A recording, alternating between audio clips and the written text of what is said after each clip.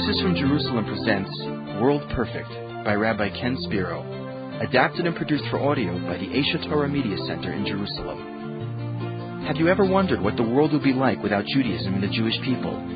Rabbi Spiro, a graduate of Vassar College and Norwich University, takes you on a journey through history that will transform your understanding of Judaism and the 4 millennium mission of the Jews as a light unto nations.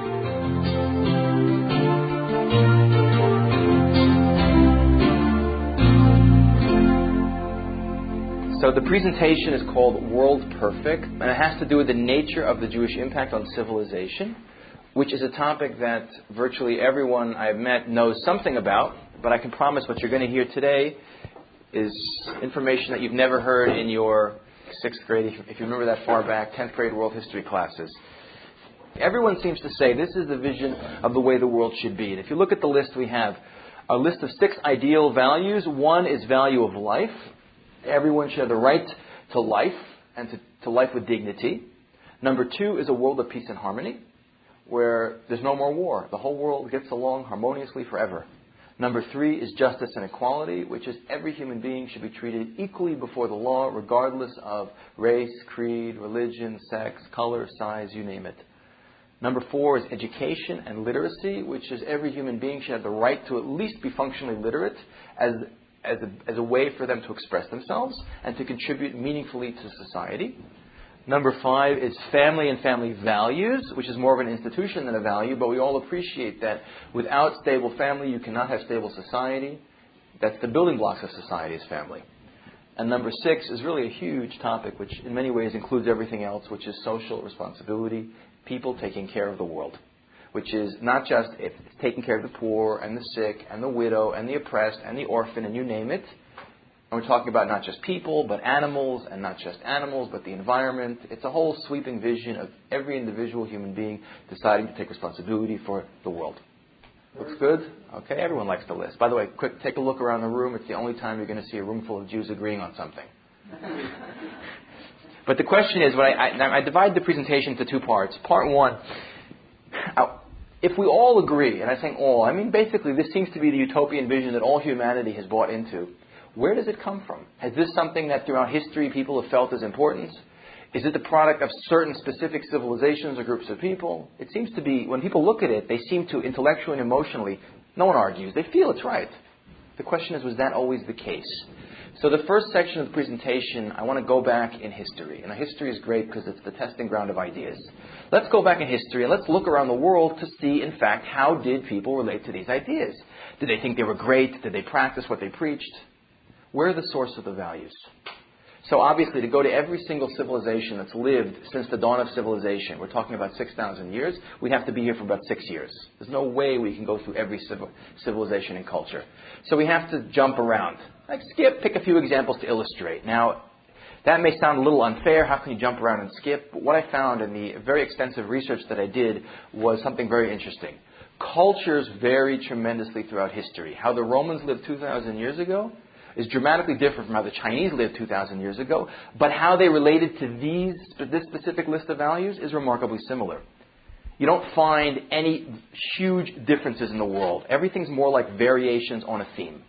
So if I pick an example from this part of the world and that part of the world, don't think for a minute that there was somewhere else in some far corner of the world, usually people think in the Far East, there was some huge exception where people thought and acted remarkably different. There isn't.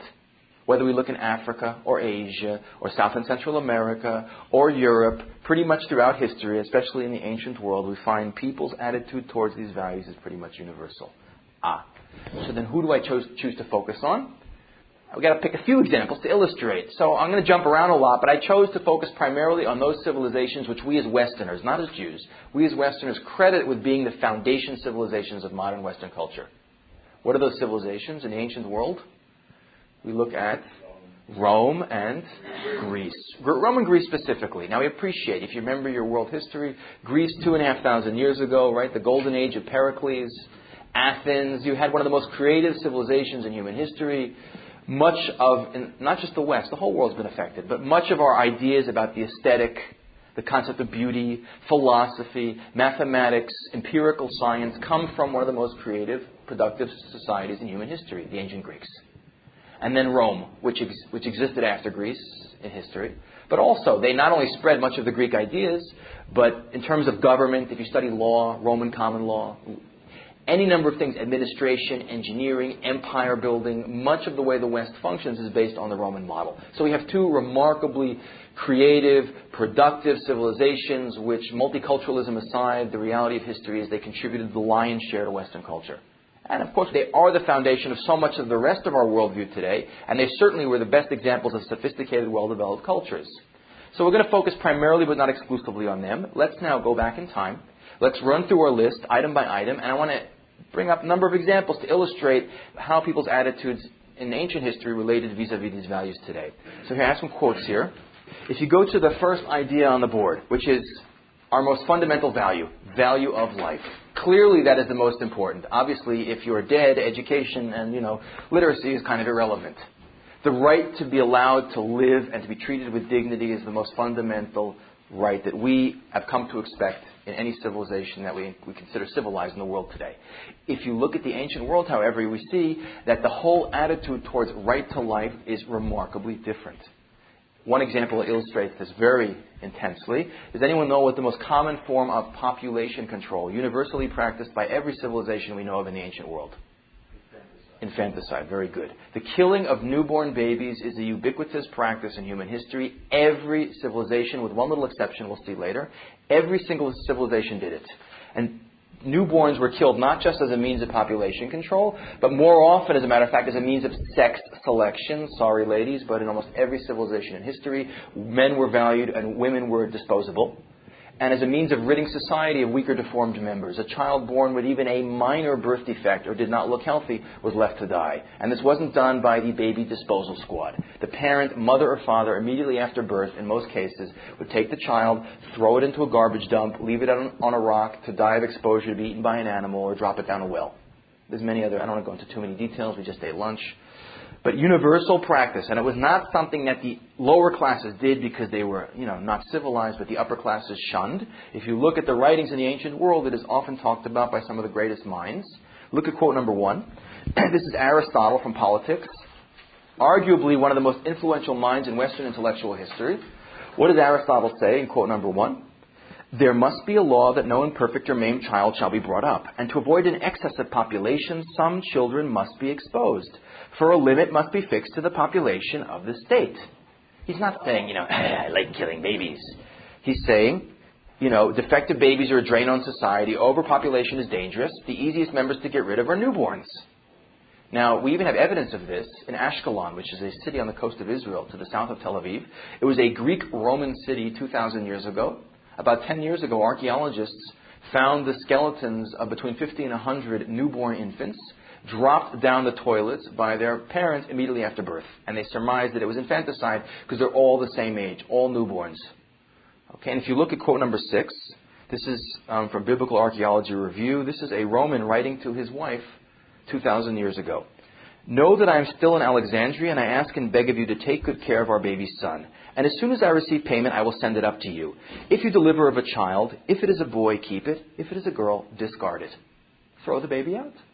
Now, we today, when I say we, I don't mean anyone personally in the room, but we're very desensitized to violence. I saw some statistic, the average kid by a certain age, early teen, he's seen 18,000 murders on television, One of the few things that still shocks us today is the thought of killing a defenseless newborn child. In the ancient world, it was considered totally normal and acceptable. You'd be sitting down with your friend to tea. Would you like milk or sugar? And I dumped my baby down the toilet this morning. And people, today people go, what? Back then it was like, oh, fine, how's the weather? Totally different attitude towards the value of life. Another example, which is also very extreme, is killing people for religious reasons. Human sacrifice is another universal practice in the ancient world. Virtually every civilization did it. Some did it more than others. The Greeks and Romans, as a matter of fact, were not that big on killing people for religious reasons, but other civilizations lived for it practically. Some civilizations killed their own children. Okay, if you're looking at National Geographic recently, over the last 2 years, they have a series of articles of the Incas 500 years ago. The mountain gods are very important when you live in the Andes. They found on the peaks of all these mountains mummified remains of Inca children sacrificed obviously given willingly by their parents as a sacrifice to the mountain gods. The funeral rites of virtually every world leader in the ancient world was accompanied by some form of human sacrifice. When Pharaoh died, they'd kill his servants and stick them in with them. Right? When the emperor of China died hundreds of thousands of years ago, they would behead prisoners, kill lots of people in honor of that. When Genghis Khan died in the 13th century, the great Mongol leader, he was buried with 40 virgins and 40 horses. I don't know which he had more fun with, but it shows you the kind of guy he was. So people, either their own children, prisoners, slaves. The best example, by the way, are in fact the Aztecs who lived in what is today modern Mexico. If you've been to Mexico City, it is built over what used to be 500 years ago before the Spanish destroyed it, the Aztec seat of power. To the east of Mexico City is the Aztec city of the gods called Teotihuacan, which is laid out like a giant solar calendar. Very sophisticated civilization with a tremendous knowledge of mathematics and astronomy. They ruled over 6 million people 500 years ago. They went to war specifically for the purpose of bringing back human beings to sacrifice them. It was an intrinsic, basic, and fundamental part of their religious worship. They would take thousands of prisoners alive in battle, schlep them up these huge pyramids, which you can still see today in Teotihuacan, and rip their hearts out of them one after another while they were still alive. By the thousands, they believed that the blood stopped flowing, the world would cease to exist. Human sacrifice on a scale that is mind-boggling. The worst example, it's the best, but it's really the worst example of the different attitude towards human life is killing people for sport. Now, today we have hockey fights, and we have, Mike Tyson bites off Evander Holyfield's ear, and we have the American Gladiator, and we're all like, ugh. In the ancient world, that was kid stuff. Many cultures killed people as a form of entertainment. And there was no R, PG, G ratings, X, none of that. Okay, this was public entertainment. The best example happens to be the Romans themselves. In over 200 locations throughout their empire, wherever they conquered, they built stadiums. And in those stadiums, the best example, by the way, of one of their stadiums is in Rome itself. You've been to the Roman Forum on the Tiber River, which is the seat of Roman imperial power 2,000 years ago. They built what's called the Colosseum. Completed in the year 80, the Romans considered, and they were tremendous engineers, they considered this to be their ultimate feat of Roman engineering.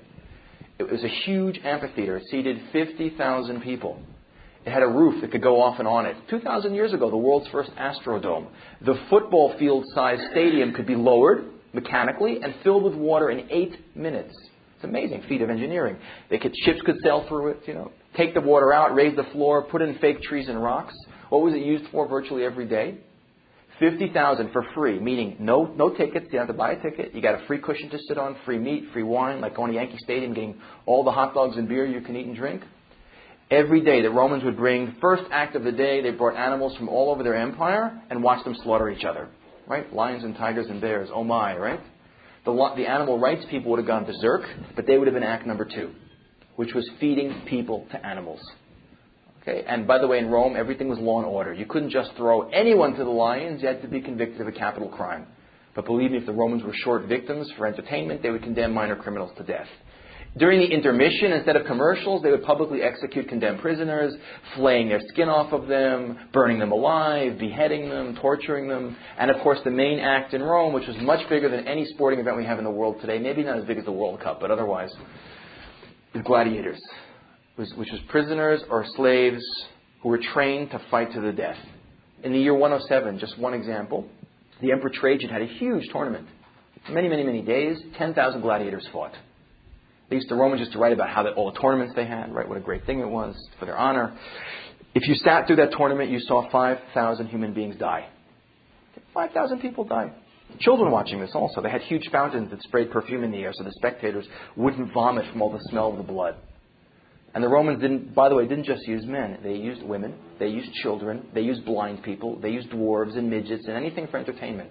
The most sophisticated civilization in the ancient world, the most barbaric. I always say the Romans had a lot of chutzpah, calling everyone else barbarians. And by the way, there's a tremendous lesson in here. We often misunderstand. We think that the more technology, law and order, and culture a civilization has, the more moral there will be. Even law and order, there is no connection historically between those 3 things and how moral a society is. Rome had the best of all 3 and was incredibly brutal. What's the best example in the 20th century? Nazi Germany. Technologically, culturally. What an advanced civilization. Look what they did.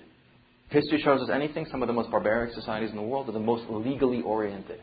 So anyway, the point is not that for every reason anyone can kill anyone anywhere. It's not true. You had law and order, you had control within society.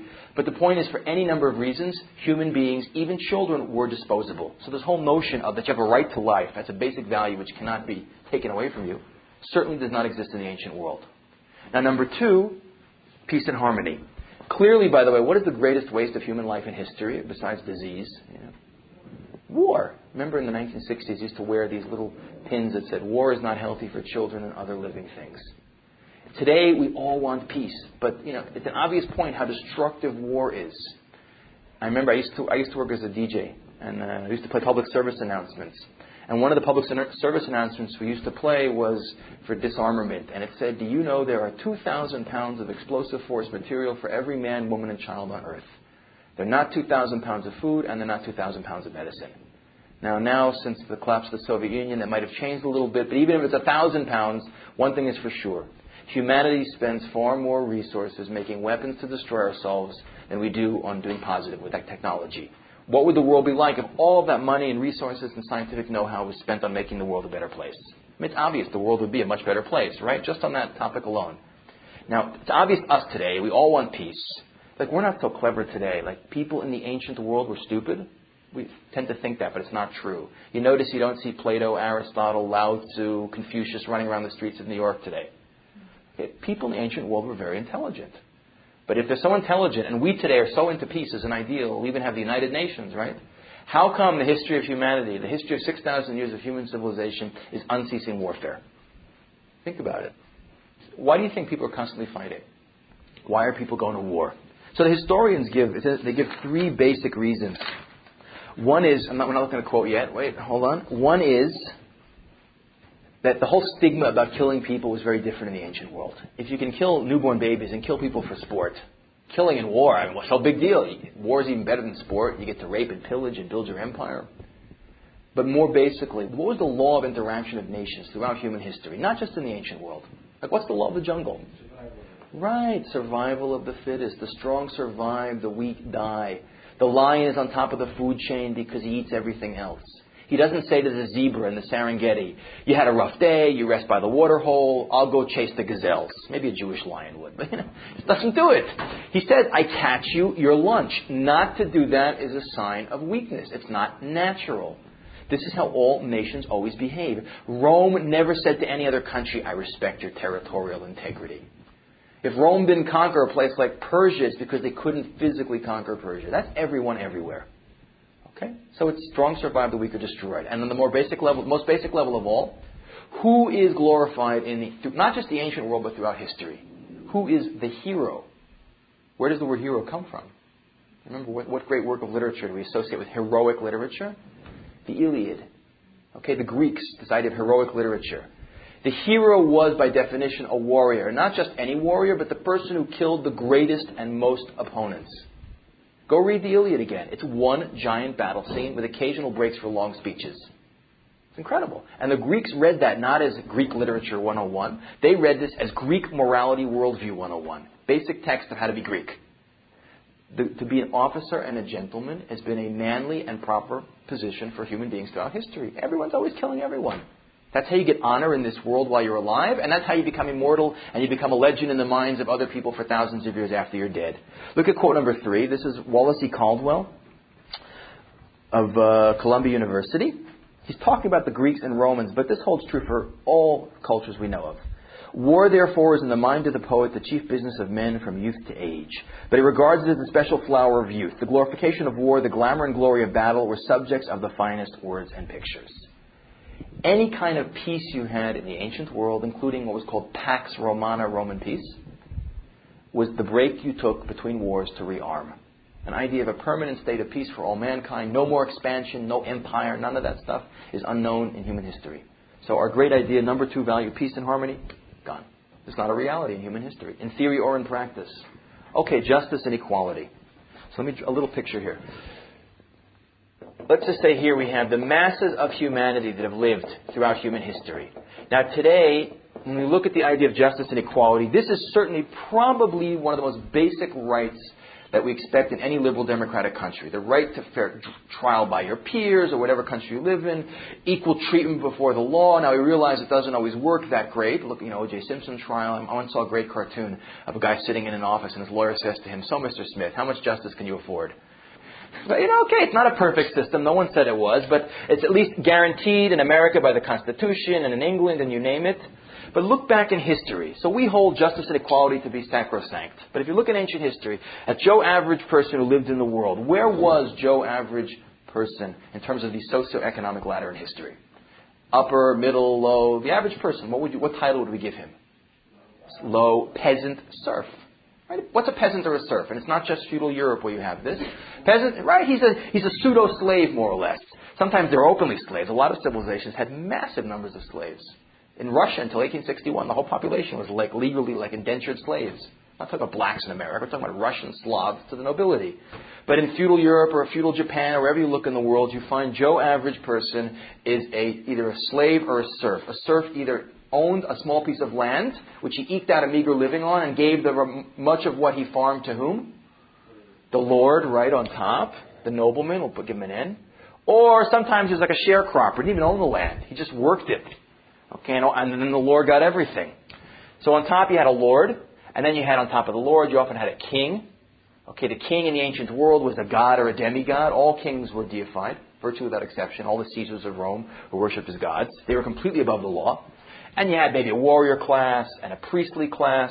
But you had a huge number of have-nots and a tiny, teeny elite of haves. What gave the nobility the right to rule? Like they were democratically elected by the masses of the people to represent them in a parliamentary government? Sorry? The sword. Let's say more basic than that. The golden rule. What's the golden rule? He who has the gold makes the rules. Birth. How much money you have. Who you killed off. Had nothing to do with your qualifications to lead or whether the people wanted you to lead. If you didn't like it, tough. Lord would kill you. Between the masses of the lower class, serfs, peasants, whatever, and the upper class, was there equality before the law? Like the serf, the noble's riding through his field one day and he steps on the serf's foot with his horse. And the serf says, that's it, you broke my toe. I'm taking 3 months vacation. I'm not paying my taxes. I'm calling my lawyer. No, it's complete inequality. In medieval feudal society, you actually had, if you saw the movie Braveheart, you actually had a thing which was called droit de seigneur, prima noce. The Lord would say, now this wasn't, to be fair, it wasn't practiced that often, but the Lord had the right to say, you peasant are my property, your bride is my property also, therefore on your wedding night I get to rape her before you get to have her as a wife. No idea of equality or justice. That's the history of humanity. The vast majority of people have nots. Now to be fair, who invented the word democracy, or the concept? What language is it from? Do you know? It's interesting. The Greeks. Demo is people, krasi, government. And the Greeks had the most perfect democracy in human history. Citizens vote directly. Today we have like parliamentary government or Congress. You vote for someone who hopefully shows up in the parliament or Congress and votes the way you elected them to vote. Okay, so democracy is not perfect. Winston Churchill said it beautifully. It's been said that democracy is the worst form of government except for every other system that's been tried from time to time throughout history. But we appreciate. Today we have a fundamental idea, right? Democracy, great thing. The Greeks invented it. The Greeks voted directly. Every citizen voted directly on issues. No representational democracy. But who were citizens in Greece who could vote? Adult men with land. Only men, free males of aristocratic background were allowed to vote. Athens had estimated, let's say, 500,000 people 2,500 years ago, of whom more than half were slaves. Women were also cut out. Freedmen, artists, aliens, everyone cut out. A few thousand men could run the country. They were allowed to vote. Now, certainly, that's better than one megalomaniac dictator, but it's not really a democracy. Like we imagine a democracy today, one person, one vote. It's called an oligarchy. But certainly, an idea of one person, one vote is unheard of, even amongst the Greeks, who, by the way, viewed the idea of lower class people voting together with aristocracy as not only illogical, but immoral. If you look at quote number 5, this is Henry Phelps Brown of Oxford University. What does he say? He said, the Greeks distinguished strongly between different types of persons and thought it only proper to treat them differently. This inequality of treatment they endorsed in the name of justice, an endorsement that with Aristotle included the justification for slavery. Only those men were citizens who had certain qualifications. Beyond them, it was taken for granted were all women, but also farmers, laborers, mechanics, freedmen, slaves, and aliens. So an idea of justice and equality in the ancient world, which doesn't mean you didn't have law and order. Separate thing. Equal treatment before the law is virtually unknown in the ancient world. Another great value of our utopian world falls by the wayside. Okay, let's go down to number 4, education and literacy. Now today, again, if you come from a Western liberal democratic country, you appreciate that one of the most basic responsibilities the government has is to provide a minimum level of education to the citizens. You should be functionally literate, reading, writing, arithmetic, as they say. But not only that, it's an obvious point that you would think that all leaders of countries would want to do that. What do you think is one of the major distinguishing factors that separates the first from the third world today? Literacy. There's no such thing as a first world country with a large rate of illiteracy or a third world country with a high rate of literacy. They go hand in hand because the economic, scientific, cultural development of a country depends on having literate people. So you'd imagine that every world leader throughout history would be spending huge amounts of their government funds to educate the masses. What's the reality, however? What do you think historians estimate is the number of people? Go back to Joe Average. What do you think, of all the people who have lived in the last 6,000 years since the dawn of civilization, what do you think historians say is the number of people who could read and write? Basic functional literacy. What percentage of humanity? Take a guess. Half of what? Half of humanity, 50%? Less than 1%. 99.999% of all the people who have ever lived could not read. By the way, what's the rate of literacy in the world today? 30%. Okay, there are huge countries like India that has 900 and something million people, of which at least half of them are functionally illiterate. Okay, now 30% is a huge jump over less than 1%. The question is, why? Why haven't more people been literate? Why do you think? Why have more people been literate in history? Well, it's trouble. It's trouble, meaning? Well, they got to the top. The people down right. started thinking. Educated people are dangerous. They're harder to control. That's the second answer. It's very true. It's very true. There's a more basic answer. Right. Education's a luxury. What's the goal of Joe Average Peasant, even in the world today, and certainly in the ancient world? What's Joe Average Peasant's goal on a daily basis? Survive, right? I gotta eat, I gotta eat. We don't appreciate, even if you're from a lower middle class family in America, you don't appreciate how good you have it. The ancient world, and again, it's not just the ancient world, it's much of the third world today. People, they have to worry about wars and famine and disease and their kids dying. And 40,000 children a day die of diarrhea in the world. Isn't that amazing? 40,000 children a day. Disease and women dying in childbirth, and there was no medical care in most places in the ancient world. Medical care. People at the age of 20 looked like they were 40, and at the age of 40 they had no teeth and they were dead. What do you mean send my kids to school? The few that live to maturity, what do they have to do? They have to eke out a meager living on a little teeny plot of land so we don't starve to death. And it's in the world today. I've seen 5-year-old kids, I've been to Egypt, 5-year-old kids working on construction sites. It's a luxury. Who could afford the luxury of educating their children? The teeny tiny elite upper class, by the way, many of them didn't bother either. So number one, it's a luxury. Most people couldn't afford it. Number two, as you said correctly, educated people are dangerous. Who starts all the problems in America in like the 1960s and in Europe? Late 60s, early 70s. College students, right? Those people who, they're all idealistic. They think they're going to live forever. They're going to change the world. They're not old and cynical yet. George Bernard Shaw said it beautifully. Anyone who's not liberal at age 20 has no heart, and who isn't conservative by age 40 has no brain. It's a great quote. But you think about it, educated people are dangerous. Now, we today, because we live in democracies where we have to get reelected, the government leaders are concerned about the welfare of their country and getting reelected. In the ancient world, and by the way, not just the ancient world, most of the third world, still the same thing. In non-democratic countries, the goal of most all world leaders in history was to stay in power. They could care less how developed their country was. Forget it. I don't care. I'd rather have all my population ignorant and run a third world country, and I could run around in a limo and have an army and my bodyguards, and everyone else could be starving to death as long as I'm in power. That's the reality of human history. People just don't want to educate people. Now, Greece and Rome, to be fair, especially Rome, which had to officiate over a huge empire, needed a mass of literate people as bureaucrats. So they did have a school system, but it was not free public education. But they needed to have, by the way, the literacy rate in Greece and Rome was between 10 and 15%, which is like, wow, compared to less than 1%. But you think about it, 90% of the people in Rome were illiterate. One of the greatest civilizations in history, intentionally so. And if you look, it's interesting. Look at quote number 7. This is William V. Harris of Harvard University. excellent book on the history of literacy. What does he say? The written culture of antiquity was in the main restricted to a privileged minority. It should be obvious that in Greece, and to an even greater extent in the Roman Empire, the illiteracy of the masses contributed to the stability of political order. The disturbances caused by the spread of literacy, on the other hand, have been numerous and varied. The Greeks and Romans would have become very different people if, per impossible, they had achieved mass literacy. They deliberately kept people in the dark. Keep them stupid, keep them disenfranchised, you can control them. So another great value falls by the wayside, education and literacy. Okay, family and family values. Again, today we appreciate that stable family is the building block of stable society and the chief means whereby we are able to socialize children.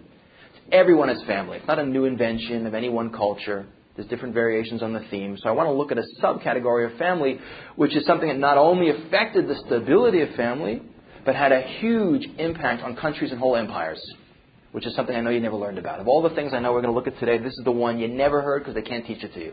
But it's the impact of the concept of the physical modesty and sexuality throughout human history and its effect on stability and family and morality. It's a tremendously powerful topic, which there happen to be a huge number of books written about, but you just can't talk about it in public school because it's too racy. But if you look at the topic, it's fascinating. You know, today we in the West, I don't mean, again, anyone personally here, but we in the West view ourselves as being very liberated. Freedom of speech is such a basic right of the Constitution in America. We do have this is rated R, but pretty much anything goes. And we also appreciate that with the general lax attitude towards modesty and sexuality in the world, sex has come to the forefront. If you look at advertising, when I was a little kid, I remember Barbara Eden, I Dream of Jeannie, they couldn't show her belly button on the show because it was too racy. Now, all they do is show as much body as possible. The product is almost irrelevant when advertising. It's show beautiful young people who all look fantastic. No one in reality actually looks like that. And if I buy that product because I want to look like that. There was a commercial shown on Israeli television which came from Europe. It won all these awards. It was close-up of pieces of a woman's body with new age music playing. They don't show you anything too racy, but it's obviously very suggestive. And running down the body is a bead of water with this cool music going. And then it comes to rest in what must be her navel. And as it stops moving, all it says is BMW. There's nothing about a car in that commercial. So we today think, sexuality, it's everywhere, it permeates society. The ancient world, believe it or not, we are like Puritans compared to the ancient world. The most racy society of the West is nothing compared to the ancient world. The whole concept of physical, sexual morality, modesty, completely different. A couple of examples. The Olympic Games, which are these sporting events we have every 4 years. Where did they begin? Right, Greece and Rome, primarily in Greece. So Olympic tournaments carried out throughout the world, but they begin in Greece. Olympus was the mountain where the gods lived. They were these pseudo-military sporting events where young boys ran, wrestled, threw spears. It was all done in the nude.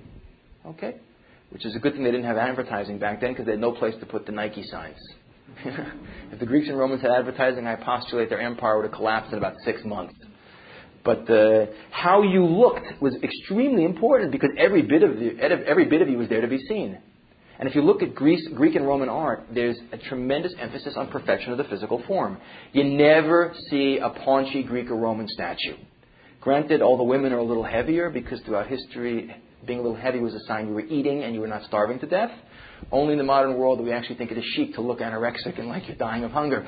But it's perfection of the physical form. And the whole concept of modesty was completely different. Public toilets in places like Greece and Rome was not a little booth you went in. You sat on a bench. People walked by. Hi. You talked to them. There's no concept of nudity. Who cares? Nudity, everything goes.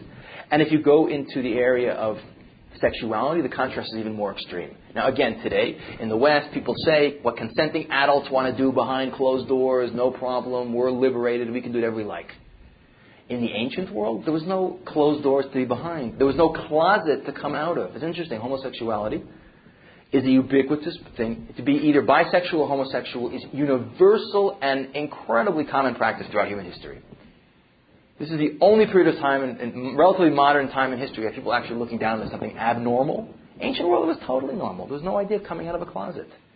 Sexuality completely permeated the ancient world. Today, what's the institution we look at as being like the most anti-sexual in the world? Catholic Church. that nuns and, in the ancient world, every single religion was steeped in sexuality. All the creation myths are stories of the gods creating the world through sexual activity, gods and people and you had temple prostitutes, and you had temple orgies, and you had huge phallic symbols outside your houses, and little kids wore them around their necks, and fertility rites, and it was all natural and 100% fine, and a complete attitude of openness that makes even the most liberal-minded person in Amsterdam today cringe with shock. Now, specifically, I want to focus on one little example, which is the most fascinating of all. Now, even in a world that, say, has no problem with homosexuality, adult men do whatever they like behind closed doors, even the most liberated society will say, little boys, adult men, you stay away from 11-year-old boys. That's pederasties, that's an offense, don't touch them. The Greeks, for instance, who totally glorified in general homosexuality, viewed pederasties, a relationship between an adult man and a little boy, prepubescent, as not only the highest form of love, but a vital part of a child's education. Meaning, if you, as middle-aged Greek parents, and you had an 11-year-old son, if your neighbor did not take obviously another upper-middle-class Greek, did not take your son in for a sexual, but not just sexual, had to be emotional and intellectual, had to be a meaningful relationship, did not take your 11-year-old son into such a relationship, it would be the equivalent today of like a Jewish parent's kids not getting into college. No one wants Demetrius? Can you imagine, God forbid, today someone does that to your kid? You drive your Range Rover through his living room and blow him away with a shotgun. Highest form of love. And that's, again, this is something the philosophers all talked about. If you look at Plato's Symposium in quote number 8, what does Plato say? He's talking about men and boys. He says, I, for my part, am at a loss to say what a greater blessing a man can have in earliest youth than an honorable lover. If we could somehow contrive to have a city or an army composed of lovers and their favorites, they could not be better citizens of their country. No man is such a craven that love's own influence cannot inspire him with valor that makes him equal to the bravest born. It's macho. I found this to be fascinating. We have an image of the effeminate homosexual male. Let's get him, that kind of guy. Not at all. The Greeks viewed this as the most macho thing. Japanese samurai culture also. Real men chase boys. The Greeks viewed men who chased women excessively as effeminate. Fascinating. Totally different idea. By the way, the Spartans, remember Athens and Sparta, the city-states that fought with each other? Sparta, the most militaristic state in human history, they followed Plato very seriously. They had whole bands of soldiers, whole military units, called the Theban Brotherhood, the Theban bands, of older men who fought together in battle with their boyfriends.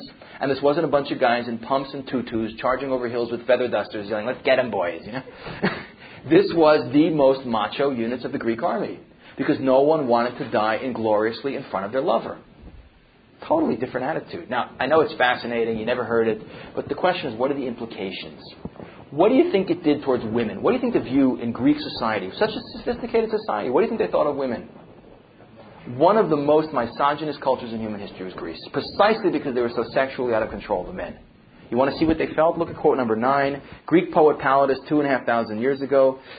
Marriage brings a man only 2 happy days, the day he takes his bride to bed and the day he lays her in her grave.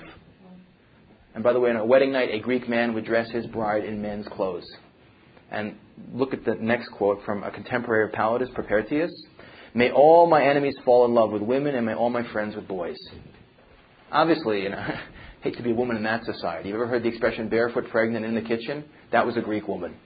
On one hand, sophisticated society, but misogynist to the extreme. Now, Rome, to be fair, and by the way, you find variations all over the world. Rome, to be fair, treated women considerably better, but they had their own form of licentiousness, which had tremendous impact on society. Now, Romans, by the way, did not believe that a Roman male should be a passive partner with another male, because a Roman man was meant to dominate everything. And to be passive in a sexual relationship with a male would make him meek. Now, for a Roman man to dominate his male slaves in a sexual relationship, no problem. But then again, even Julius Caesar, who was openly, he's such a macho guy, but openly homosexual. Suetonius, the Roman historian, said about him, he was every man's woman and every woman's man. So because he was so macho, so he could be passive. But they had tremendous licentiousness and prostitution and you name it. And the implications were tremendous. What do you think it did for stable families, especially in the upper class, which is most prevalent? The leadership of the country. Terrible. Read the lives of the 12 Caesars. Look at what's going on in the society, rotten from the top down. But on a more practical level, what do you think it did to the birth rate? Greece, probably, Rome definitely had to pass laws requiring men to marry and have children if they wanted to pass their property on. Why? because people were too busy chasing boys and prostitutes and everyone else's wives and you name it to bother to have their own children. You had to have legitimate children through marriage. And by the way, it had huge impact. The Roman Empire, Rome built one of the greatest empires in human history because peasant Roman soldiers fought and died for their country. 500 years it stood. When it collapsed, it was rotten inside. When the barbarians overran it in 476 of the Common Era, there was nothing left. By the way, they couldn't even support an army. Their birth rate was so low, they had to pay mercenaries to defend their country. So the whole idea of physicality, sexuality, the tremendous damage to the stability of family. Whole empires, not forget, just family falling apart. Whole empires collapsed because of lack of values and sexual control in society. Last but not least, social responsibility, which today is such a big thing. You know, we have that song, "We Are the World," take responsibility for everything. This is a point I could spend 2 seconds on because it's obvious. In a world where you have human sacrifice and warfare and infanticide and inequality and illiteracy and you name it, is not going to be a world where people care.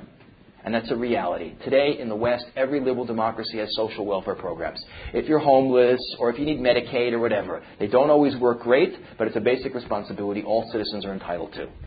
Every one of those programs, almost without exception, has come into existence in the last 100, 150 years. Before that time, you had nothing. In Rome 2,000 years ago, a remarkably advanced civilization, if you were poor, hungry, sick, homeless, diseased, and you didn't have family to help you, tough, die. No one cared. Rome had 1.5 million people living in it 2,000 years ago. There was no free public hospital or hospice or anything. Now that's rulers toward their own citizens. You can imagine how people reacted towards the rest of the world. Today we have, the International Monetary Fund and the World Bank and UNICEF and the United Nations and Doctors Without Borders. We had an earthquake in Afghanistan 2 weeks ago. Everyone flies in food aid and rescue equipment and doctors come in. You think in the ancient world you had like the International Monetary Fund? Or even better yet, multinational peacekeeping force. Can you imagine asking Rome to send in a peacekeeping force? They would send 50,000 Roman legionnaires to destroy your country. You had no concept of collective responsibility of humanity in the ancient world. Genghis Khan, who was like one of the greatest, we look down on him because he was from Asia, but he was one of the greatest world conquerors and diplomat and statesmen in human history. He had the largest physical empire in the world until the British came along in the 19th century. His attitude of what's meaningful in the world is far more in keeping with how most government rulers looked at social responsibility than any modern concept of caring. If you look at quote number 10, what does Genghis Khan say? "The greatest happiness is to vanquish your enemies, to chase them before you, to rob them of their wealth and see those dear to them bathed in tears, to clasp to your bosom their wives and daughters." Rape and pillage is where it's at. That's meaningful. That's pleasure. One of the great humanitarian thinkers. Now, what's the point? And the point is not that everyone in the ancient world were these horrible, evil people. No, the average person is just trying to survive. And there was law and there was culture and many civilizations contributed fantastically positive things, that's for sure. What we don't see, however, is even the most sophisticated civilizations that make up so much of what the West is today, and all of human culture for that matter, even in those civilizations, these are not the values. We don't get those values from any of those cultures. And if we don't get it from them, the question is, where do we get it from? There's a historian whose name is Paul Johnson. He's a world-class, very well-known historian. He's English. He's Christian. His expertise is Christian history. He also wrote a book called The History of the Jews, which in my mind is proof of the supernatural because it was on the New York Times bestseller list for 3 months. How a Jewish history book is a bestseller is beyond me, but in the epilogue of this very interesting book on Jewish history, he writes, if you look at quote number 11, it's a fascinating quote. When you read the quote, keep in mind the list on the board. He says, "One way of summing up 4,000 years of Jewish history is to ask ourselves what would have happened to the human race if Abraham had not been a man of great sagacity, or if he had stayed in Ur and kept his higher notions to himself and no specific Jewish people had come into being. Certainly the world without the Jews would have been a radically different place. Humanity might eventually have stumbled upon all the Jewish insights, but we cannot be sure. All the great conceptual discoveries of the human intellect seem obvious and inescapable once they have been revealed, but it requires a special genius to formulate them for the first time. The Jews had this gift.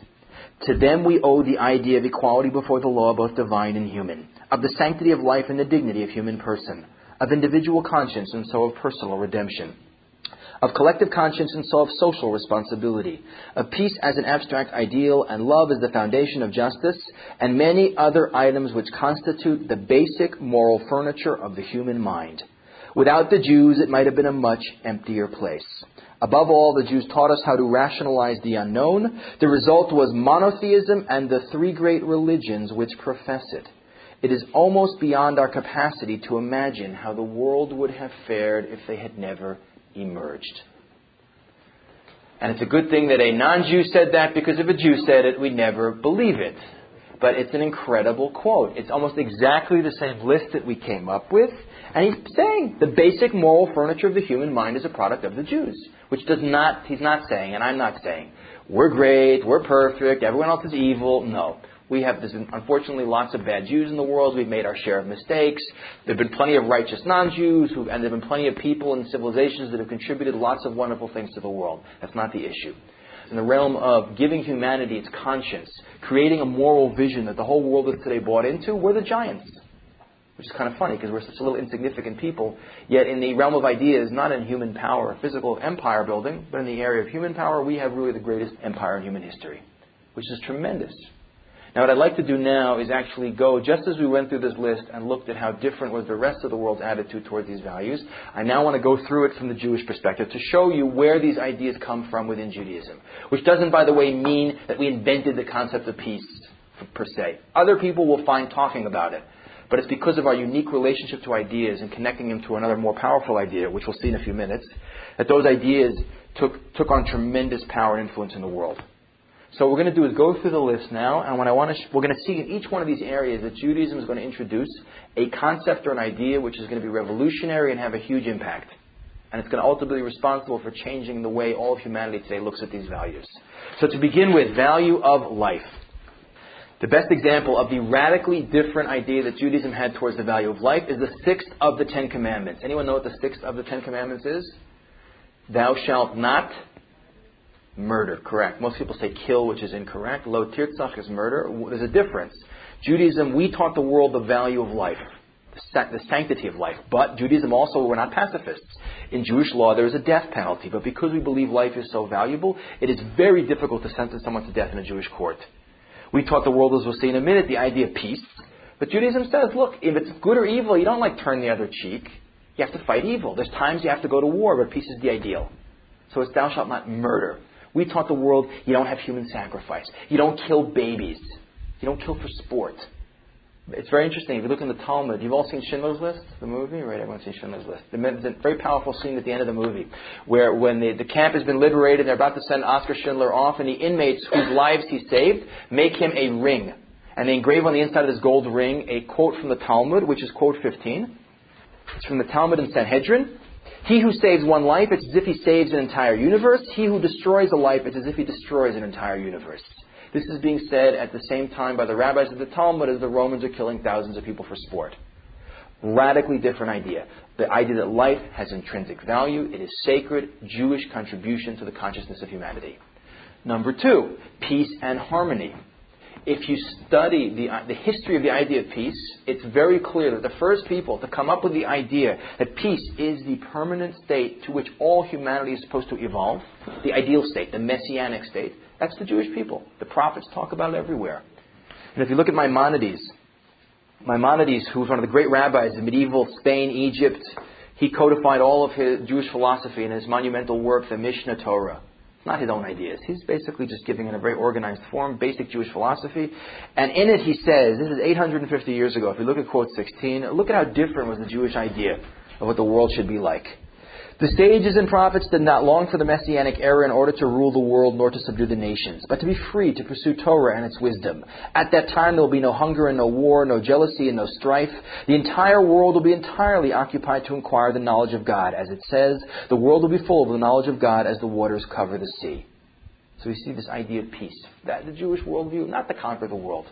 By the way, the best proof of the unique Jewish contribution to the concept of peace is today to look at the organization that is in theory dedicated to world peace. What's that organization? The United Nations, which also seems to be dedicated to condemning Israel all the time. The UN has passed or tried to pass more resolutions condemning Israel than any country in its history. Don't you know this is the most evil spot on earth? But the point is not to rag on the UN, but to show it's not a pro-Jewish lobby, that's for sure. But if you look outside General Assembly headquarters of the United Nations, the organization dedicated to world peace and brotherhood, there is a wall. That wall is named the Isaiah Wall. And on the Isaiah wall, who's Isaiah? He's a Jewish prophet.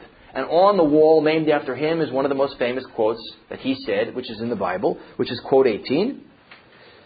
And they shall beat their swords into plowshares and their spears into pruning hooks. Nation shall not lift up sword against nation, neither shall they learn war anymore. Because the people who set up the UN know that the people who invented the idea of peace as the ultimate state for all of humanity to be in are the Jews. Radical idea. Number 3, justice and equality. The word justice, in Hebrew, anyone know what the word is? Tzedek, right. The word appears over and over. There's an obsession with this idea of tzedek, justice. It's interesting, by the way, tzedakah, which we always translate as charity, actually means justice, which has a very powerful lesson in that concept. But we all know the very famous saying, tzedek, tzedek, tirdof, justice, justice, you shall pursue, the saying from the Bible. Double emphasis. If you look in, you have one homework assignment. Everyone has to look in Leviticus chapter 19, because if you want to see all of the principles that basically govern how Jews are supposed to treat each other, it's in Leviticus 19. And if you want to see, by the way, where all the inspiration came from that fueled all of the great political thinkers of the last 200 years, look in Leviticus 19. They all pulled it right out of the Bible. And if you look in Leviticus 19:15, tremendous statement. You shall do no unrighteousness in judgment. You shall not respect the person of the poor, nor honor the person of the mighty, but in righteousness you shall judge your neighbor. Justice must be meted out fairly, regardless of how much money or power a person has. And by the way, we see this not just in theory, in practice. There's a couple of examples which illustrate what a radically different concept the Jews had of power than anyone else. First of all, king. Now, in the ancient world, by the way, most people misunderstand the Jewish form of government. It's not a theocracy like the left in Israel talks about the mullahs, the rabbis, the mullahs, they're going to take over, It's not a theocracy. Judaism had a system of government, which, by the way, is the basis for the modern American system of government, which is specific people with specific powers separated by different responsibilities, like Congress and the president. In the ancient biblical state of Israel, you had a king. Okay? And he had certain rights, privileges, and responsibilities. You had a chief religious figure who was the Kohen Gadol, the high priest. And then you had a court system, very sophisticated court system. At the top was the Supreme Court of the Jewish people, right? The Sanhedrin. And if you look, there's just two examples. Look at the king. In the ancient world, kings were, we don't appreciate monarchy today because monarchs don't have power. Like, what monarchy do we know of? The Queen of England. The poor woman, she has to pay taxes, she has no political power, and she gets no nachas from her kids. But in the ancient world, kings and queens were gods or demigods. They were completely above the law. Okay, by Renaissance, Middle Ages, Enlightenment, kings like Louis XIV said in the 16th century, 17th century, he said, L'état c'est moi, I am the state. Okay, so he already was on a level where he only was the state. He wasn't a god anymore. But he ruled by divine right. It's interesting, Jewish law had a radically different concept of king. Every Jew is supposed to write a Torah scroll. We'll see why in a second. A king has to write a Torah scroll like every other citizen of the country of Israel, but he also has to write a second one as king, a little mini one, and wear it on his arm. Wherever he went, the king had to wear a Sefer Torah attached to his arm. Why? If you look at quote 21 from the book of Deuteronomy, and when the king sits on the throne of his kingdom, he will write a copy of the Torah, and it will be with him, and he will read from it all the days of his life, so that he will learn to fear the Lord his God, to keep all the words of Torah and do its statutes. The king has to know there's a King of Kings, God. No one is above the law. Rather, he is supposed to exemplify the law, the ideal citizen, God-fearer. And even more powerful, by the way, the chief legal authority in Israel was not the king, it was the Sanhedrin. 70 judges.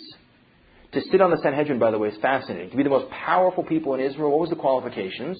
Remember, anywhere else it was how much money you had, who you killed off, birth. To sit on the Sanhedrin is fascinating. You know what the qualifications were? You had to be married with children. A. Why? Because the Sanhedrin could pass the death sentence, and every person is someone's child, and being a parent teaches you sensitivity to life. As a parent myself, I know the fact that I haven't killed any of my kids yet has certainly taught me that. No, but seriously, you get a tremendous sensitivity to life as a parent. But number 2, you had to have unquestioning integrity and encyclopedic knowledge of everything, especially Torah. And you see examples of this. Like a great example is Shammai and Hillel. 2 of the greatest rabbis who lived, we're talking about, over 2,000 years ago, who ran the Sanhedrin. Shammai was one of the richest people in the world. We know why he was up there, right? He had money and power. Not at all. He happened to have money, but he was the best guy for the job. Hillel had nothing. He was incredibly poor. You never see in the Talmud when they're always debating points of law. Shammai never said to Hillel, Hillel, how much money do you have? Shut up, I'll have you killed. When they debate a point of law, it's based solely on the strength of their argument. Can you imagine what all of human history would be like if the ability to rule were based on knowledge and integrity as opposed to money and power? I mean, all of human history would be different. Completely different idea of responsibility in the world. So there you see, a practical thing, equality before the law. Okay, opportunity goes according to your abilities, not according to just your money and your power. Now down to number 4, education and literacy. This is a point you never have to convince a Jewish audience of. Most Jews think, the big 10 commandments. Most Jews think they're actually 13. I'll do two of those 3 now. The 11th commandment most Jews believe is thou shalt go to college. The American addendum to that is preferably Ivy League. It's an obsession in the Jewish world. It's very interesting. Jews are always obsessed with knowledge. Now, and we, by the way, have a unique position in human history. Unlike the rest of the world, which had 99% illiteracy, we are the only people in human history to have virtual 100% literacy. Which doesn't mean at all periods of time everywhere Jews could read. There were low levels of Jewish illiteracy. But compared to anyone else, we were literally, even till today, far ahead of anyone else. And you see it just in Jews in education in America. Jews who are 2.5% of the population of America make up about 10% of the student body of every major university in America. And 25% of the student body and faculty of all of the top schools in the United States. And, you see it reflects in Jewish accomplishment. It's a nice point of Jewish pride. But it seems that the focus on literacy is such a fundamental thing throughout Jewish history. It is not a new thing, wherever we look at all periods of time. The question is why? Why are Jews so obsessed with literacy? And it's, again, a radical idea. The rest of the world, remember you pointed out, the rest of the world kept people stupid to control them. It's completely antithetical to the Jewish worldview. Completely antithetical. Judaism teaches fundamental point. Every human being has free will. We're supposed to exercise our free will in a meaningful way to bring about positive change in the world. If you are ignorant, there's a limit to how you can exercise that will. Ignorant people are limited in their abilities. You have to be educated. It's a fundamental responsibility. And you want to see how strongly that is stated. Look at Maimonides again, quote 22. Look at the language, the strength of the language he uses here. Appoint teachers for the children in every country, province, and city. In any city that does not have a school, excommunicate the people of the city until they get teachers for the children. If they don't, destroy the city, because the world exists only because of the breath of children studying. I mean, look at that. They said, if people are going to be ignorant, the whole purpose of creation is forget it. Can you imagine if they followed this rule in Europe? There'd be no Gentiles left in the world. They'll be killed in the Middle Ages. No one could read. Lest you think, by the way, this is purely, Maimonides propagandizing because he's a Jew, and Look at quote 23. This is the contemporary of Maimonides. I'm sure they never met. But he's a very famous medieval French Catholic monk, theologian, Peter Abelard. What does he say? A Jew, however poor, if he had 10 sons, would put them all to letters. Not for gain as the Christians do, but for the understanding of God's law, and not only his sons, but his daughters. Jews value educating their children because they want them to take responsibility for the world. It's a reality. You can prove it, no problem. Every Jew knows it's true. That's it. Obsessive focus on this idea of being educated. Okay, if you go to family and family values, again, another point you don't have to convince Jews of. Family is very important to us. If for no other reason, it's an excuse to get together and eat, which is the major cultural pastime of the Jewish people. By the way, I saw a great summary of all Jewish holidays. This is a great one. They tried to kill us. We won. Let's eat. Works almost all the time. It's amazing. But going back to the idea of family, we who lived, you look at other ethnic or religious groups who have gone through very difficult situations. Many of these groups, I don't want to name names, but their family structure has fallen apart completely. One of the great miracles of Jewish history is the fact that regardless of our socioeconomic status, and specifically actually, Jewish families do better when they're poor and oppressed, divorce-wise and otherwise. Even in the worst situation, the Jewish family has been an incredible island of stability in a very chaotic world, even at the worst periods of time. And it comes from, again, a very basic and very profound concept we introduced to the world, which if you look at quote number 24, this is Genesis 2:24. When God creates the first human beings, he says, a man shall leave his mother and father and cleave to his wife, and they will become one flesh. This is not talking about sex. Judaism is saying it's not like a team. Judaism says a man and a woman are two halves of a whole. Kabbalistically, metaphysically, we say it's called zivug. And that a man is supposed to direct his emotional and especially his physical sexual energy into a woman, which is a relationship that is based on not just a legally binding relationship, but a relationship based on love and respect. Tremendously powerful idea. We invented the idea of homosexuality. Fascinating. Until the Jews came along and said, sorry guys, you can't have sex with other men or boys or other people's wives or prostitutes or animals. By the way, bestiality is a very common practice. Almost all medical historians agree that all sexually transmitted diseases came from animals. Okay, they jumped over through sexual relations between men and animals. Inanimate objects, you name it. Judaism says no. Sexuality is controlled in a relationship called marriage with a wife. And by the way, in Jewish law, people always say, Jews only do it to have kids. It's not true. Interesting point of Jewish law is that a man has a legal obligation to sexually satisfy his wife. Not doing so in Jewish law is grounds for divorce. I always tell the guys, sorry, it doesn't go the other way. But you have a tremendously profound, different concept of how a man should treat a wife. And best expressed, by the way, Maimonides in quote 25. I always tell all the guys when I teach these groups of single guys, Maimonides gives you in one sentence the secret to how to remain happily married for 50 years. It says, and so our rabbis decreed that a man should honor his wife more than himself and love her as much as he loves himself. That's it. You have to control yourself, guys. That's it. That's the reality. And if you look at Dennis Prager in quote 26, this is an excellent article on Judaism and homosexuality. He says, man's nature, undisciplined by values, will allow sex to dominate his life in the life of society. When Judaism demanded that all sexual activity be channeled into marriage, it changed the world. It is not overstated to say that the Torah's prohibition of non-marital sex made the creation of Western civilization possible. Societies that did not place boundaries around sexuality were stymied in their development. The subsequent dominance of the Western world can, to a significant extent, be attributed to the sexual revolution initiated by Judaism and later carried forward by Christianity. That's the last time you're ever going to hear monogamy called a sexual revolution, but suffice it to say in history, it is a very profound idea with huge implications for the development of civilization. Last, and certainly not least, is the concept of social responsibility, which, again, you never have to convince a Jewish audience of. If Jews think the 11th commandment is thou shalt go to college, they think the 12th is thou shalt surely give to the UJA. And by the way, it's interesting, for many Jews who are completely unaffiliated, donating to the UJA is their last point of contact with the Jewish community in the Jewish world. Interesting statistic I got from the UJA. The UJA, by the way, raises, Jews being about 2.5% of the population of America, the UJA raises from 12% of that 2.5% every year they raise money, which means 800,000 people a year give money to the UJA. As such, it raises $750 million a year, making it the third largest charity in the United States after the Red Cross and the United Way, and therefore the third largest charity in the world, which is amazing. That's from raising from 12% of the American population, that's 12% of the 2.5% of the American population that's Jewish, which is a tremendous testament to Jewish generosity. And by the way, Jews get to a lot of causes that aren't Jewish. And this is not a new phenomenon that comes out of Jews having a lot of money in America in the late 20th century. Anywhere you look, and we have clear historical proof for this throughout Jewish history, there is no little shtetl anywhere in Eastern Europe or any ghetto in Europe 500 years ago that did not have a vast array of social welfare programs. 5,000 Jews living in Venice 500 years ago had 35 charitable institutions. Of the 5 million Jews living in the Pale of Jewish settlement, 386,000 square miles of poverty, where 5 million Jews lived 100 years ago under Tsarist oppression. That Jewish population, all of whom without exception were poor, supported between 15 and 25% of the rest of the population on private donations.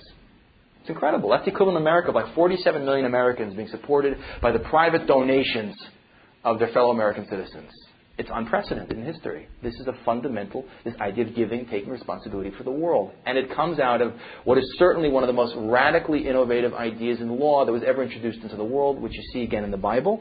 If you go back to quote 27 and quote 28, both Leviticus 19 again, our favorite chapter, you see two very profound statements. Number one is Lo talmod al dam re'echa. Don't stand on your neighbor's blood. Which doesn't mean if you see someone bleeding, don't stand in it because it'll ruin your shoes. It means if you see your fellow human being in distress, economic, physical, emotional, you have a legal obligation to help. And more beautifully than that is one of the most famous quotes in the Bible, which the Christians love to use, but which is, of course, from Leviticus again. Quote 28, Ve'ahavta le'orecha kamocha. Love your neighbor as yourself. What does it mean? Like I stand on a corner with the smiley button on, I shake people's hands, and I give them flowers. No, Judaism says this is a radical concept. Now, if any lawyers here? It's interesting.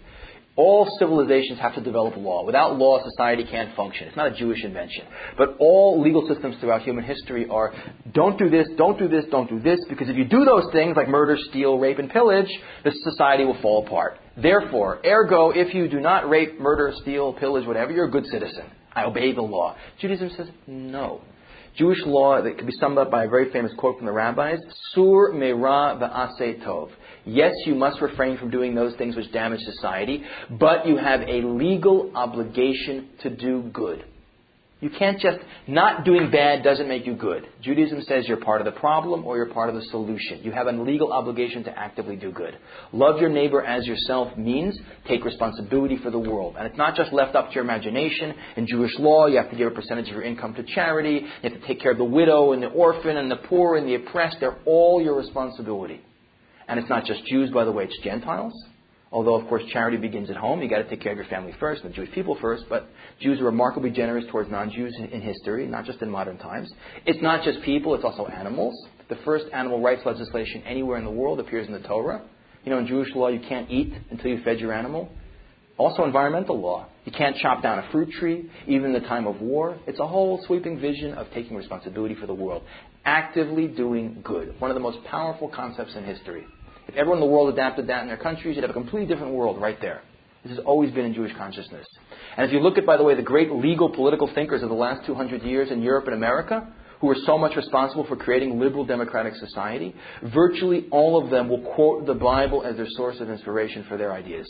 Look at quote 29. This is Thomas Huxley, who's one of the great English thinkers, biologist, writer. What does he say? The Bible has been the Magna Carta of the poor and the oppressed. Down to modern times, no state has had a constitution in which the interests of the people are so largely taken into account, in which the duties, so much more than the privileges of the rulers, are insisted upon as that drawn up for Israel in Deuteronomy and Leviticus. Nowhere is the fundamental truth that the welfare of the state in the long run depends on the righteousness of the citizens so strongly laid down. And even more beautifully, look at quote 30. This is an American preacher and publicist. Kaiman Abbott, writing 100 years ago, what does he say? It would be impossible to mention any other people of even a much later age whose law and constitution embodied an ideal so noble as that embodied in Hebrew civil laws, or any people whose history shows the existence of political institutions so essentially just, free, and humane. We Gentiles owe our life to Israel. It is Israel who, in bringing us the divine law, has laid the foundation of liberty. It is Israel who had the first free institutions the world ever saw. When sometimes our own unchristian prejudices flame out against the Jewish people, let us remember that all that we have and all that we are, we owe under God to what Judaism has given to us. And all I can say is that the Christian world always felt that about the Jewish people. And again, just to summarize, again, it's not the question of we're great, everyone else is terrible. We already went through that. But overwhelmingly, these ideas are overwhelmingly the product of the Jewish people. That is the Jewish utopian vision that humanity has accepted. Now, this presentation would not be complete without focusing on the last, final, and certainly most significant idea we introduced into the world. And there's one idea that is far more important than these. It's the idea from which all of these ideas derive logically and philosophically. It's the idea without which we have none of this.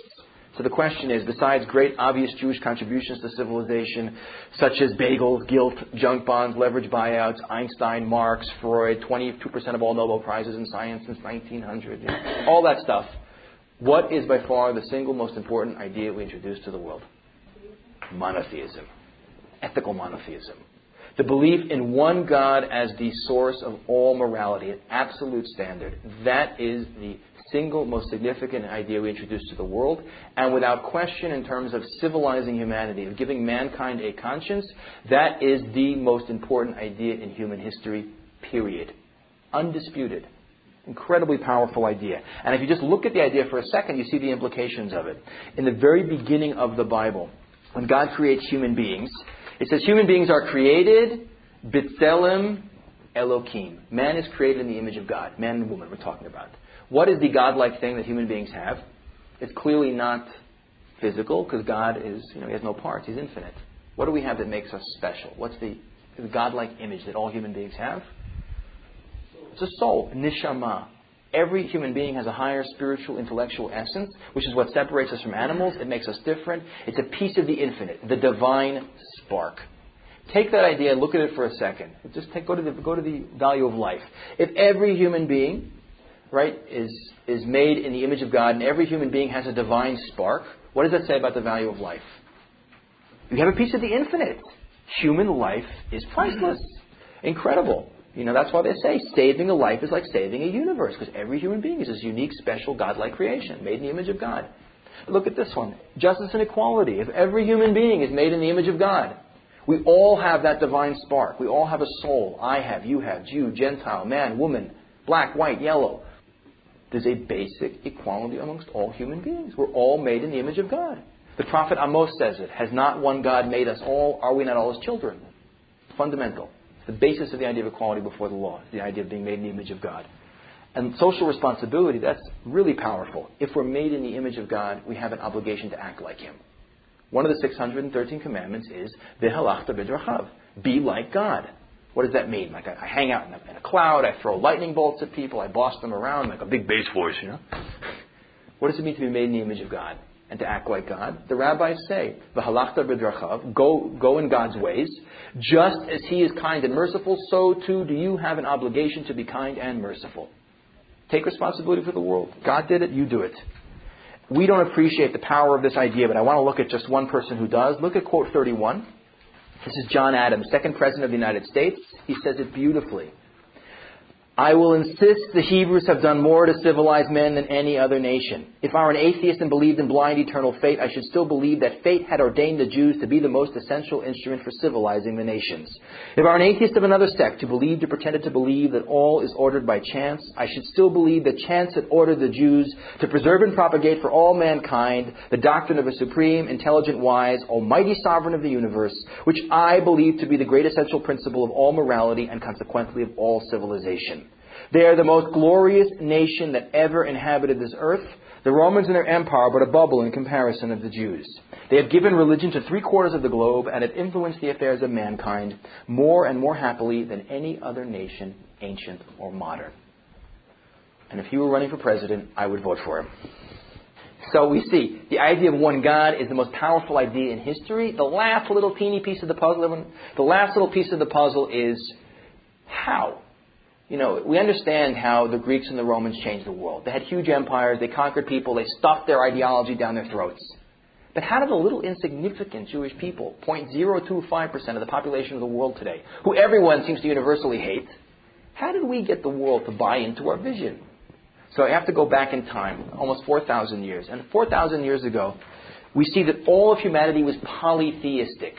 Right, belief in multiple gods. Everyone was religious, but all polytheistic. You had, remember Greek mythology? You had the god of Zeus, the god of the heavens, Poseidon, god of the sea. You had a whole pantheon of gods, each with their own little realm. And besides living forever and having superhuman powers, they behaved just like people. They ate, they slept around.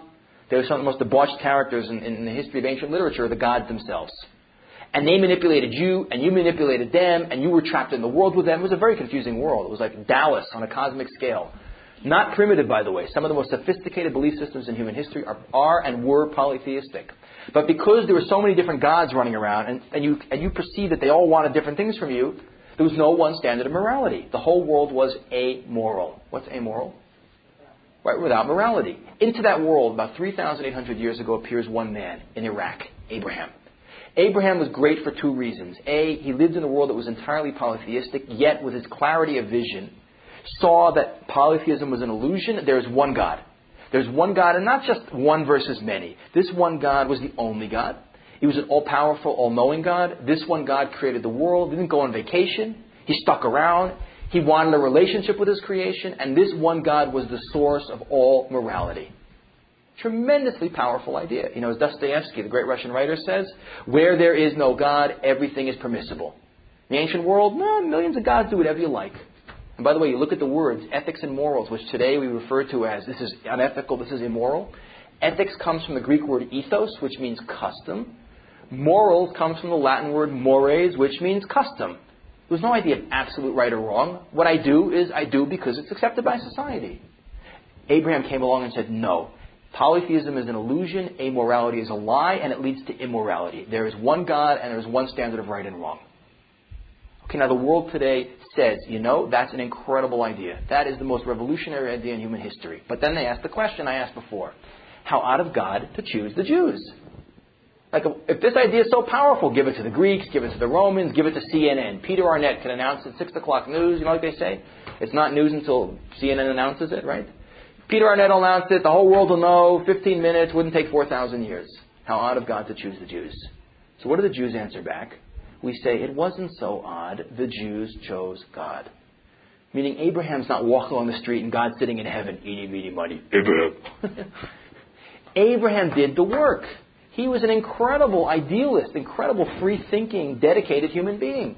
Because he said, I choose to live and, if necessary, to die for the reality of God. Can you imagine being the only person in the world to know that something is correct and not care what anyone else thinks? And not only that, not to keep it to yourself.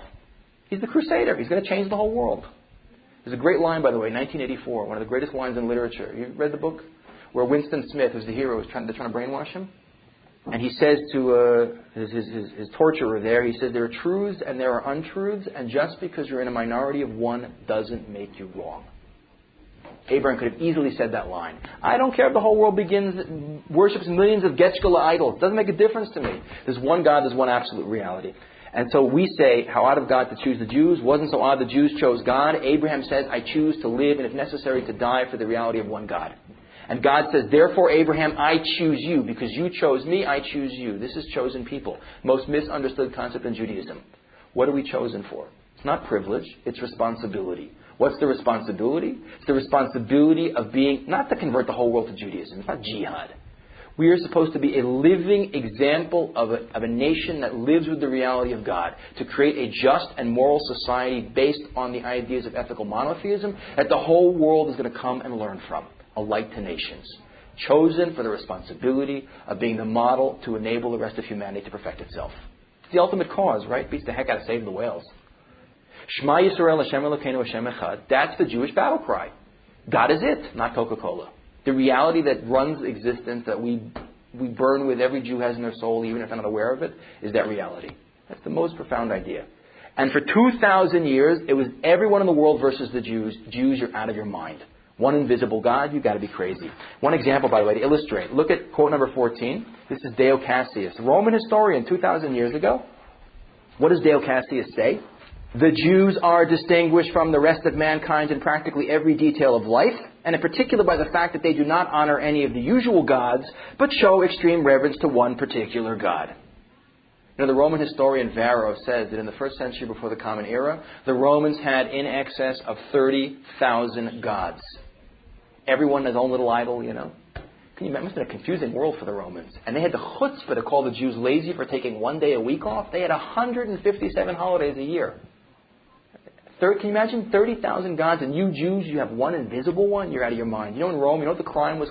Any Roman who converted to Judaism, you know what they were accused of? Tried as an atheist. Because belief in one invisible God is belief in no God at all. And atheism was never allowed in the ancient world. Only modern times. So here's the little Jewish people. 2,000 years, we're saying one God. We're willing to die for that belief. That's the story of Hanukkah. And then what happens? After Abraham discovering one God and dedicating himself, which is probably a mini but incredibly profound revolution, 2,000 years later you have the second and certainly one of the most significant revolutions in consciousness in human history, which is what? The birth of Christianity and then the birth of Islam. Which is tens of millions of people over the space of a number of centuries being changed from amoral polytheists to monotheists who believe in one God and absolute morality. Any Christian or Muslim will tell you there's one God, He created the universe, there's one standard of morality, He gave the Jewish people Torah at Mount Sinai, and then He changed His mind and chose us. That's a lot closer to our position than to the 2,000 years before. Huge revolution in the way people thought. And then you have, by the way, what's the biggest spreader, because people always ask, how about, places where monotheism didn't come to, like the East? Jewish ideas have spread throughout the entire world. Granted, they've spread, the places that are Christian or Muslim have definitely been affected more.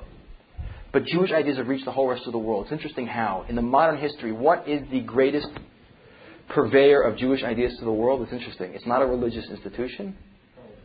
Liberal democracy, which is the most potent political force of the last 200 years, is the greatest purveyor of Jewish ideas in the world. Because liberal democracy overwhelmingly is based on Judaism. And of course, some Enlightenment thinkers, of course, like John Locke, people like that. But all the founding fathers, I did a lot of research, it's fascinating. The founding fathers of English democracy and American democracy and the Pilgrims and all these guys who signed the Declaration of Independence were all fueled by the Bible. And the image God made in man made in God's image, etc.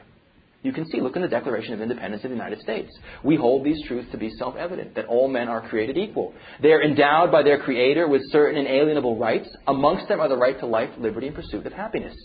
One of the most fundamental statements of American political thought is the idea that there is one God who gives human beings such things like the right to life. Everyone says it. You look at just the last quote. Look at Franklin Delano Roosevelt, quote 33 in a radio broadcast, 1935. We cannot read the history of our rise and development as a nation without reckoning the place the Bible has occupied in shaping the advances of the Republic. Where we have been truest and most consistent in obeying its precepts, we have attained the greatest measure of contentment and prosperity. Okay, so just to end on a little more of a philosophical note. I hope you enjoyed the information, but the question is what to do with it. So, number one point I always make. So many Jews go through their lives thinking Judaism is irrelevant. It's got nothing to teach. It's outmoded. We have to realize nothing could be farther from the truth. We have to have Jewish pride. Now, pride is a dangerous word. It doesn't mean arrogance. Pride, we say, is justifiable self-respect. And specifically, the proven power of the Jewish people and Jewish ideas to change the world. It's a fact of history. We should take tremendous pride in that. The whole world is a radically different place. Like Paul Johnson says, because of the Jews. It's impossible to imagine, he says, how the world would have fared if they had never emerged. Tremendous. But on a more basic level, there's a few points that are very important to focus on. Although the world buys into this mission, the world is not perfect. We always complain about the world today. Believe me, if I could beam everyone back for 1 hour to the ancient world, no one would ever complain about this world. Okay, as we saw from some of the examples. But what are we supposed to do with the information on a personal level? The idea of perfecting the world is a pretty daunting task. So you have to understand just a couple of things. Judaism says, first and foremost, the job of perfecting the world is the collective responsibility of the Jewish people. And not only that, every human being is a unique creation made in the image of God. Okay, I once saw a very interesting poster of a really ugly little kid, a face only a mother could love. Underneath the picture was a caption, "I know I'm not junk because God doesn't make junk." Not a Jewish quote from the Talmud, but a very Jewish idea. No one is a tourist. We're not coasting through this world just observing. Every person has a role to play in contributing in some way towards making the world a better place and actualizing this mission. But how do you do that? How do you actualize your potential?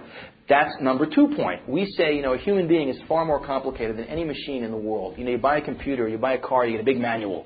The computer manual you stick under the monitor so it's at a better height. You never read it. So we say God, the creator of all humanity, gave us a book. He gave us Torah. It's instructions for living. It's the guidebook for how to maximize our potential as individuals and as a nation so we can bring out in us our ability to influence the world and make it a better place in the best way possible. And we always say in Eshet Torah, you can't represent the Jewish people till you know what the Jewish people represent. The greatest danger to the Jewish people is ignorance. You have to be educated. Number 2. And then what do the Jewish people represent? When you study Torah, it's very clear. You see, despite the fact that Jews volunteer for causes more than any other people in human history, we don't represent a nation of people who volunteer for causes. We represent a nation of people who stand for ideas and values. And this is what we're supposed to be, a people who teach the world values. Because there's no question, if you think about it, if we got the whole world to pay more than just lip service to these values, you wouldn't need all the causes because all the problems would disappear. That's what we stand for. Values. Creating a society. Creating individuals that exemplify values. Creating a society that exemplifies values. Which brings us to the last and most important point. The job of perfecting the world, as I said previously, is the collective responsibility of all the Jewish people. There's a little Israeli folk song which says, Kol echad hu or katan, ubiyachad or etan. Each of us is one small light, but together we shine bright. We are supposed to, each of us, by studying who we are as a people and as Jews, bring out our individual potential, come together to make a people that is a light to nations. When each of us adds our own little divine spark to the big flame, the whole world will look at it and say, let's go learn from the Jews. And when we do that, we can certainly take this vision, which seems so far away. But then again, you look at 2,000 years ago, how different a place the world is. Look at what we've accomplished. We can certainly take this vision and make it a reality. And when we do, we'll achieve that mission that we've stood for since Abraham. And I want to end just by reading one quote, which is a nice biblical quote to end on. Look at the second to last quote, which is quote 34. This is the prophet Micha. Micha is describing what the world will be like when we as a people exemplify our values, come together, and shine forth to the rest of the world as a light to nations. And the mountain of the Lord's house shall be established on top of the mountains, and it shall be exalted above the hills. And people shall flow into it, and many nations shall go and say, Come, and let us go up to the mountain of the Lord, to the house of the God of Jacob. And he will teach us of his ways, and will walk in his paths. For out of Zion will go forth the law and the word of the Lord from Jerusalem. And he shall judge between many people, and shall decide concerning mighty nations afar off. And they shall beat their swords into plowshares, and their spears into pruning hooks. Nation shall not lift up sword against nation, neither shall they learn war any more, but they shall sit every man under his vine and under his fig tree, and none shall make them afraid. For the mouth of the Lord of hosts has spoken. Thank you. You have been listening to Voices from Jerusalem. For a free cassette catalog, in the U.S. call toll-free 1-800-VOICES-3. Our email address is voices@aish.edu, or write to us at P.O. Box 14149, Jerusalem, Israel.